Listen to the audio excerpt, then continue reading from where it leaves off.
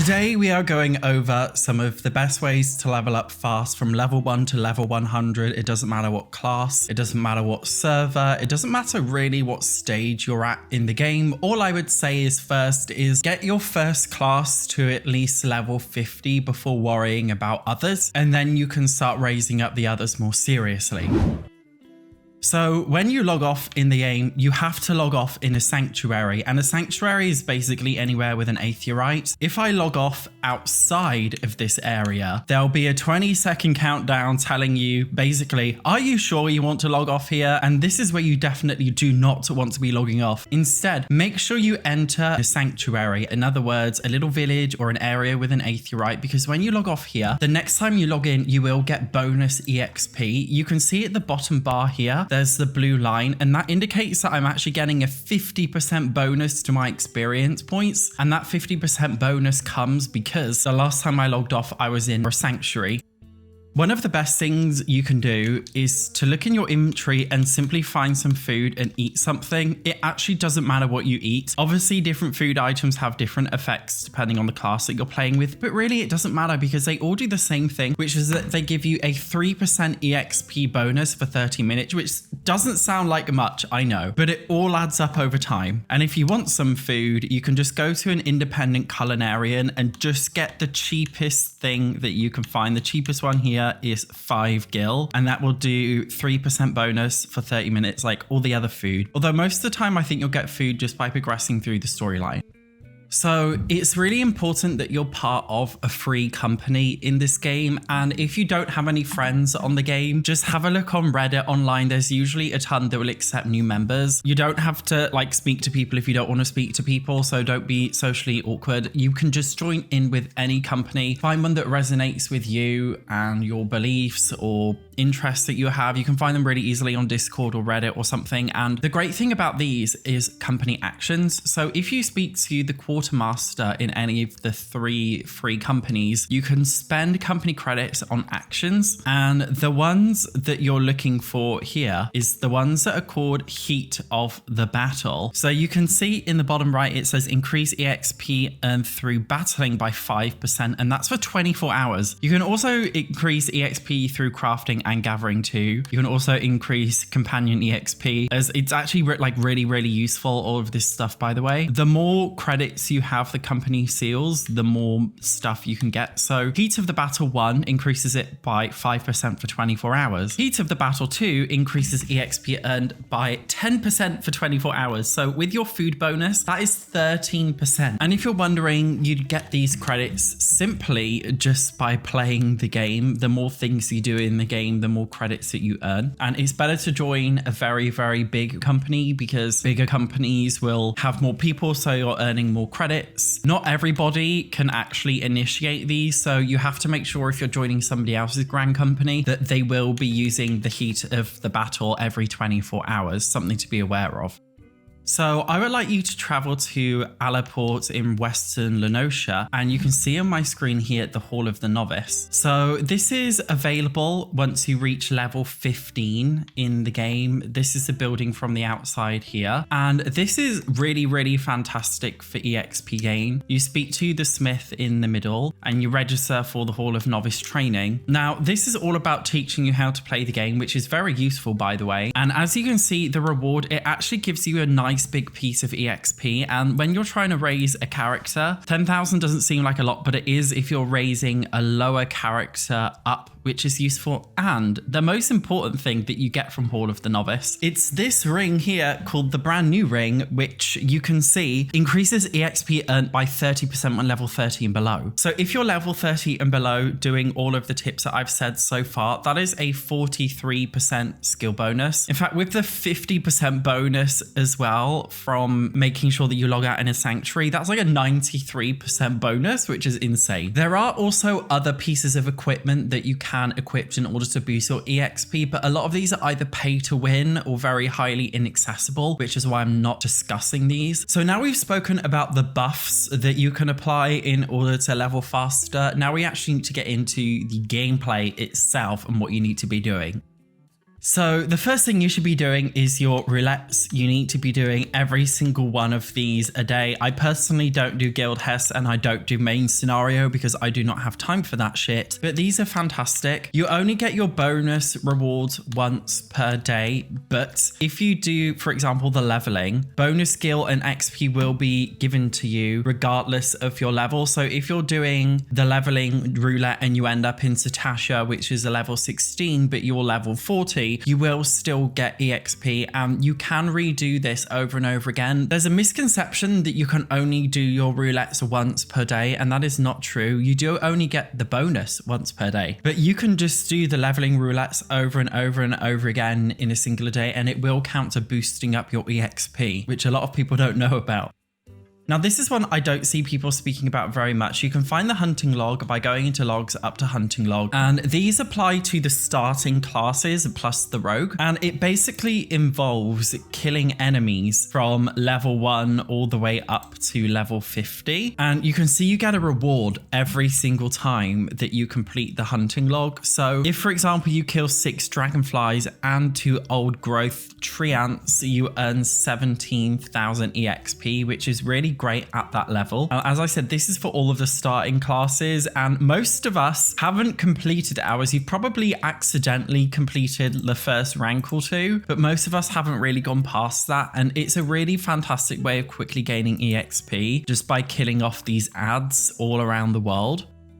It genuinely surprises me how many people don't actually know what the challenge log is. They don't know how to get to it, and they don't even know that it exists. So in your main menu, go to logs, and it's all the way down at the bottom. And these are things that you can do in order to gain EXP quickly. So the challenge log is actually a little bit misleading because under feeling lucky here, it says complete 3 dungeons via the GT roulette and your reward is 0 XP and 1000 gil. This is actually wrong, and I don't know why they've done this in the game. I don't know if it's an error or just an issue with how they've explained it, but basically once you complete this feeling lucky challenge in your log, you actually earn 15% EXP of your current level, which is quite high. And then Dungeon Master, for completing 5, you get 10% of your EXP as a bonus reward for completing this one. But doing the Guild Hess, so 3 and 10, you get 5% EXP bonus for completing 3, and you get a 10% bonus for completing 10. Exercising the right, vote 5 times in player commendation at the end of an instance with other players, and you will get 10% of your current level's EXP rewarded to you. The Bosom Buddies ones, they do actually give an EXP bonus, but this bonus is to your Chocobo, it's not to you, hence why it says companion EXP. Another one is Fates. Completing both of these, in other words, completing 5 and then 10 Fates, you will earn a 15% EXP bonus for both. Same for Levy quests as well, if you're into doing those. But I personally would focus on completing all of the battle ones, and these are weekly, by the way, and they reset every single Tuesday, and it's a real great way, I think, to just passively earn some more EXP.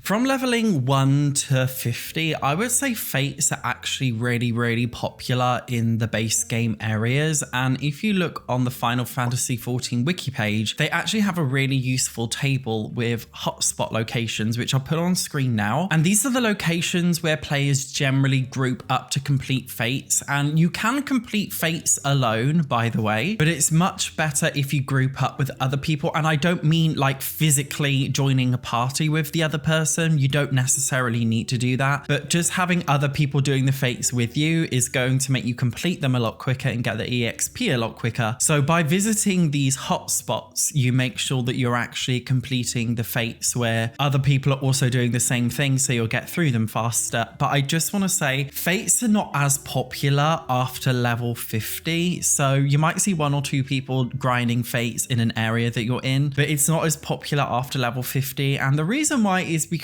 it's just simply a slow way to earn EXP. Most people who do Fates are usually doing them whilst queuing in the duty roulette, and I recommend you do that too, because even if you don't actually complete a Fate, you do still get the bonus for it. So if you're halfway through it, but then you enter a duty, you will still get the bonus. So I personally recommend just doing Fates in order to fill the time between waiting between duties if you're doing your duty roulette passively, rather than actually dedicating a ton of time to it, because I personally don't think it's the best way. Are we calling these levies, levies, levi's? I don't actually know. I'm calling them levies. So you will recognize these on the map. It kind of looks like a card with an exclamation point on it, and it will clearly say levy, levy, levy meat. I don't know how to say that. So the reason why these are so great is because you can redo them over and over and over again. So what I would simply do is accept all of the ones on offer, obviously making sure that they're relevant to your level. My ninja's level 35, so I've accepted level 35 levies. Looking in your map, you can see all of these in green. So I've just entered the quest area for the one called Bud Bait. So now looking at my journal, I'll find the levy quest called Bud Bait and I'll click initiate. You can change the difficulty to higher or lower. Higher difficulty makes it harder, but you will gain more EXP, but you could also die more easily. And it normally just involves killing a couple of things or collecting things. It's quite simple, to be honest. You can also bring your chocobo with you too in order to get through it faster. And now I've completed this, it will say juicy complete, and you have the option to return to the quest giver instantly. I will normally complete the other two first and then return to them. And when you collect the reward, you do get a bonus based on speed if you do it quickly. And you can see you get money and also a venture. So if we look at my EXP, that's quite a big boost just for doing that, which took me about 2 minutes in real life. So if you're doing 4 of those, you can do them over and over again. If I click on Battlecraft levies, you can see I can just click and do the exact same one again that I did before. And I do think the Final Fantasy XIV wiki is very useful. And if you go onto the Battlecraft levy page, you can see that they've got the ones for every single level, going from level 1, 5, 10, 15, levels 20, 25, 30, 35, 40, 45, and 50. Now, there are also some in Heaven's Ward too, but they do stop after Heaven's Ward, just to be aware. So levies are a great way to get from level 1 to 60 specifically. In general, I actually think they're a really fantastic way.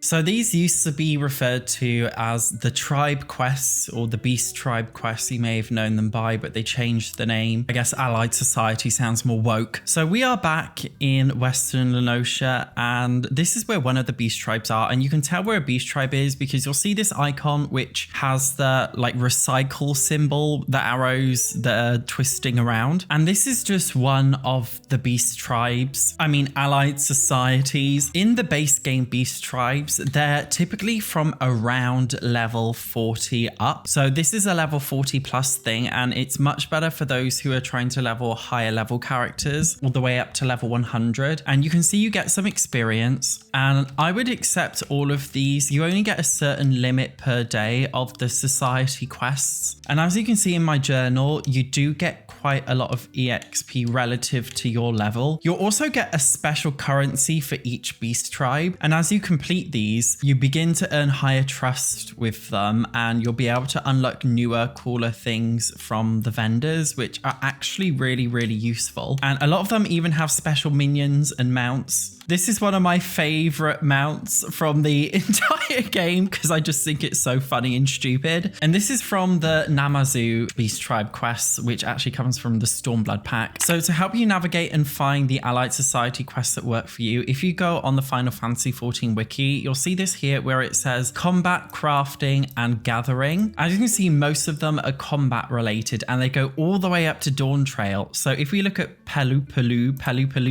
they do quests starting from level 90. We have Arca Sadara, which is available from level 80, and this one comes with Endwalker. So there's a battle one for every single pack. So by visiting these societies and completing their quests, it not only gives you EXP, it also helps you to unlock brand new items and things that you can sell. So you're kind of killing 2 birds with 1 stone. The next thing that I would like to say is just don't rush and have fun. Like, I know you really want to level up everything fast, but really the game is supposed to be enjoyed, and I would just enjoy going through all of the different gameplay elements, experiencing new things, and you will gain EXP passively through most in-game things. Everybody in this game wants to rush to get all their characters to level 100, and I just feel like there's too much pressure. I don't think we need it. I think it's much better to just enjoy the game and do what you want. I personally don't rush. I don't have all my characters up to level 100. I couldn't care less. I personally think it's good to have one healer, one tank, and one DPS up to the max level. That way you keep your options very open. But other than that, I don't really think it's that important. So as long as you have fun, that's the most important thing. Make sure you subscribe so you don't miss any more videos, and let me know if you'd like to see any more guides or how-to content. Thank you so much for watching. I will see you in the next one.